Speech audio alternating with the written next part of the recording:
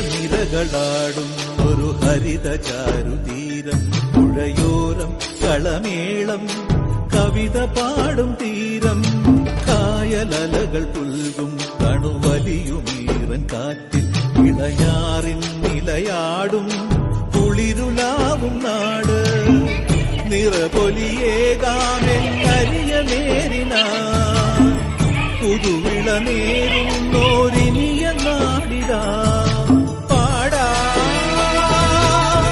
കുട്ടനാടിൻ നീണം. കേരനിരകളാടും ഒരു ഹരിത ചാരുതീരം, പുഴയോരം കളമേളം കവിത പാടും തീരം.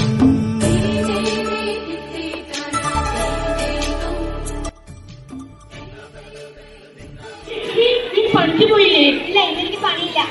എന്തെങ്കിലും വന്നപ്പിന്നെ നമുക്കൊക്കെ പണിയുണ്ടാവോ?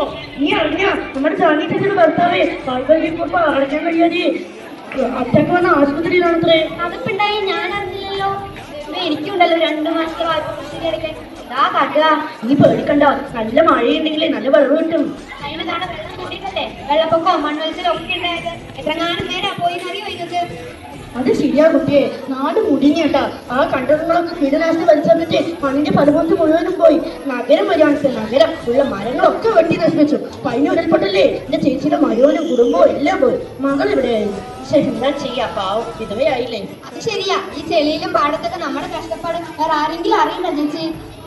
പണ്ട് തമ്പുരക്കന്മാരുടെ കാലം കൊണ്ട് തുടങ്ങിയതല്ലേ നമ്മുടെ ഈ വിധി. എന്താ ചെയ്യാ, ആരറിയാനാ? ആ ജനങ്ങൾ വന്നിട്ടൊന്നും കാര്യമില്ല ചേച്ചി. ഈ ഇടനിലക്കാർ ശരിയല്ലെങ്കിലേ നെല്ലിന്റെ വില ഏറി കുറഞ്ഞൊക്കെ ഇരിക്കും. സർക്കാർ വല്ല സഹായം നമുക്ക് ചെയ്യണ്ട. ആ വെള്ളരി മേരത്തിലവിടേക്ക് റോഡ് പോലും ഇല്ല. പിന്നെ എങ്ങനെ ചെലവ് വർദ്ധിക്കാണ്ടിരിക്കുക? വണ്ടി യന്ത്രമൊന്നും അവിടെ എത്തണ്ടേ?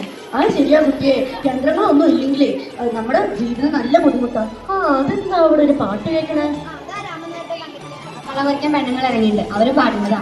എന്തൊക്കെ ഉണ്ടെങ്കിലും നമ്മുടെ ആ പണ്ടത്തെ വായ്പാട് നമുക്ക് മറക്കാൻ കഴിയുമോ കുട്ടിയെ? അത് ശരിയാ.